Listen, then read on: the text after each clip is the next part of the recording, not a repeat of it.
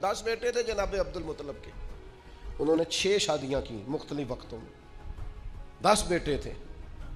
नबी पाक अलैहिस्सलाम की दादी जो हैं सगी दादी, उनसे 3 बच्चे हुए जनाब अब्दुल मुत्तलब के। एक हज़रत अब्दुल्ला, एक जनाब अबू तालिब और एक ज़ुबैर।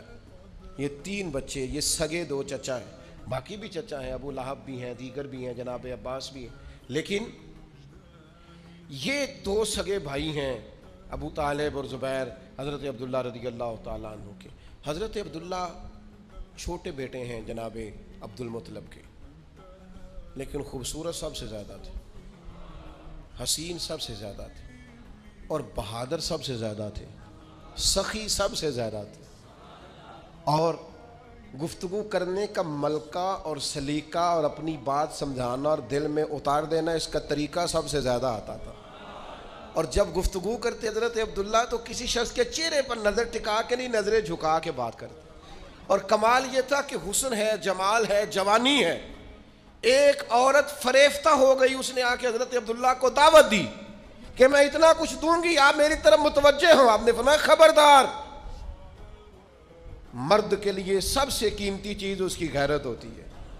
मैं गैरतमंद हूँ, कभी किसी नाजायज़ चीज़ की तरफ तवज्जो कर सकता।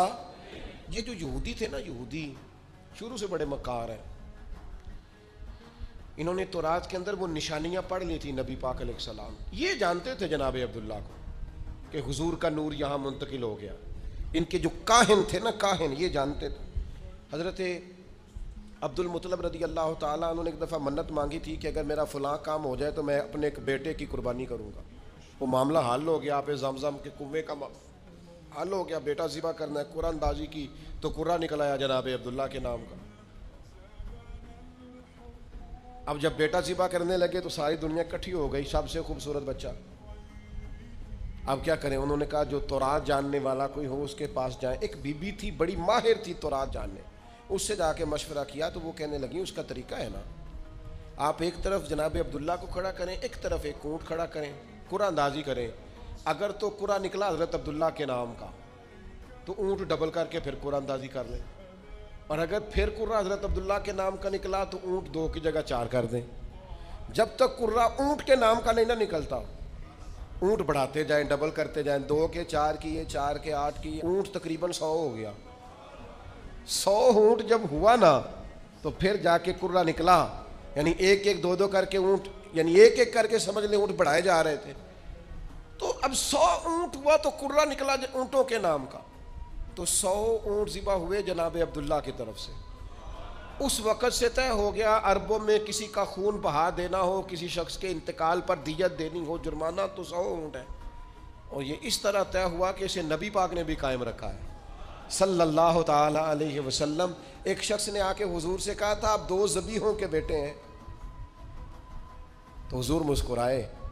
तो पूछने वालों ने पूछा हुजूर 2 ज़बी कौन से? फरमाया एक जनाब इस्माइल और एक मेरे वाली जनाब अब्दुल्ला। उनके लिए दुम्बा आ गया था, गोया इनके लिए 100 ऊँट बन गए थे, लेकिन दोनों अल्लाह के रास्ते में कुर्बान होने को तैयार। वो चूँकि जानते थे यहूदी, ये सारी बातें मशहूर हो गई, उनका हुस्न भी, जमाल भी, खूबसूरती भी, और फिर 100 ऊँट उनकी तरफ से ज़िबा हुए, ये सारी बातें भी जब मारूफ हो गई, तब यहूदी जो थे वो चाहते नहीं थे माज़अल्लाह सुम्मा माज़अल्लाह के नबूवत उधर जाए। वो तो इतना जानते थे हुजूर को कि कुरान कहता है यारिफूनहु कमा यारिफूना अबनाअहु। वो तो महबूब आपको इस तरह जानते हैं जिस तरह बंदा अपने बेटों को जानता है। यानी 2 बच्चे जुड़वा हों तो कोई और पहचाने ना पहचाने, माँ बाप पहचान लेते हैं। ये तो इस तरह जानते हैं जिस तरह अपने बेटों को जानते। तो एक दिन वो इकट्ठे होकर जनाब अब्दुल्ला को शहीद करने की गर्ज से आए। एक जंगल में आप तशरीफ़ फरमा थे, वापस आ रहे थे, तो वो शहीद करने आ गए यहूदी, कुर्बान जाएं।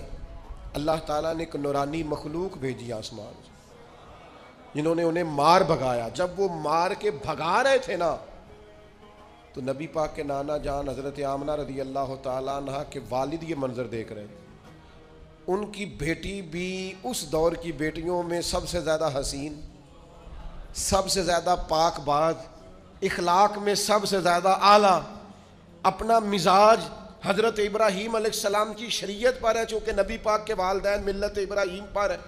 उस तरीके पर इबादत, रियाजत, बुत परस्ती से, शिरक से, कुफर से पाक, वो भी बड़ी पाकीज़ा थी और बड़ी दुनिया चाहती थी रिश्ता हो जाए। तो ये मंजर देखकर हजरत आमिना के वालिद कहने लगे, लो भाई मुझे तो रिश्ता मिल गया है। उन्होंने जाके किसी तरीके हजरत अब्दुल मुतलब को पैगाम भेजा। जनाब अब्दुल मुतलब भी जानते थे कि बड़ी शानों वाली बेटी है।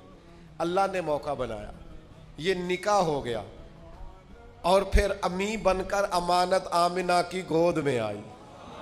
ये हसीन नौनिहाल नबी करीम अलैहिस्सलाम जनाब आमिना की गोद में आए और किसी पुकारने वाले ने कहा, हो दुरूद तुझ पे भी आमिना, हो दुरूद तुझ पे भी। मैं जिद नहीं किया करता पर मेरा दिल करता है हम सारे हुजूर की वालदा पर दुरूद कहें। मेरा दिल करता है, मेरी ख्वाहिश है। बोलिए जरा, हो दुरूद तुझ पे भी, हो दुरूद तुझ पे भी, तेरे लाल पर भी सलाम हो। तेरी गोद कितनी हसीन है, मिला जिसको माहे तमाम है। हो दुरूद तुझ पे भी आमिना, तेरे लाल पर भी सलाम हो। कुर्बान जाए हजरत आमिना की गोद में। और अभी नबी पाक वालदा के शिकमे नूर में ही थे कि जनाब अब्दुल्ला तिजारत करने के लिए गए। आपके वालिद, बाद ने लिखा है आपके ननिहाल थे, बाद ने लिखा है आपके वालिद के जनाब अब्दुल मुतलब के ननिहाल थे मदीने में। वहाँ वापसी पे जनाब अब्दुल्ला का विसाल हो गया, बुखार हुआ, इंतकाल हो गया। और फिर 6 साल उम्र थी या 4 साल उम्र थी, बाइख्तलाफ रिवायात जनाब आमना हुजूर को लेकर गई कब्र पर जनाब अब्दुल्ला की, और वापसी पर मकाम अबवा पर उनका भी विसाल हो गया।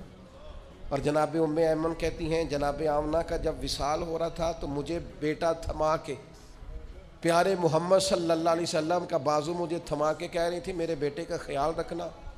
तो मैंने कहा, जनाब आमना आप भी जा रही हैं और इनके वालिद भी चले गए। तो कहती हैं कि वो आराम फरमा थी, तबीयत उनकी अलील थी। तो कहने लगी, उम्मे ऐमन सुन, इसके बाप भी रुखसत हो गए, मैं भी जा रही हूं, पर हमारा जिक्र कभी दुनिया से नहीं जाएगा। हमारा जिक्र ता सुबह कयामत बाद कयामत भी हमेशा होता रहेगा। तो जनाब उम्मे ऐमन कहती है, मैंने कहा वो किस तरह?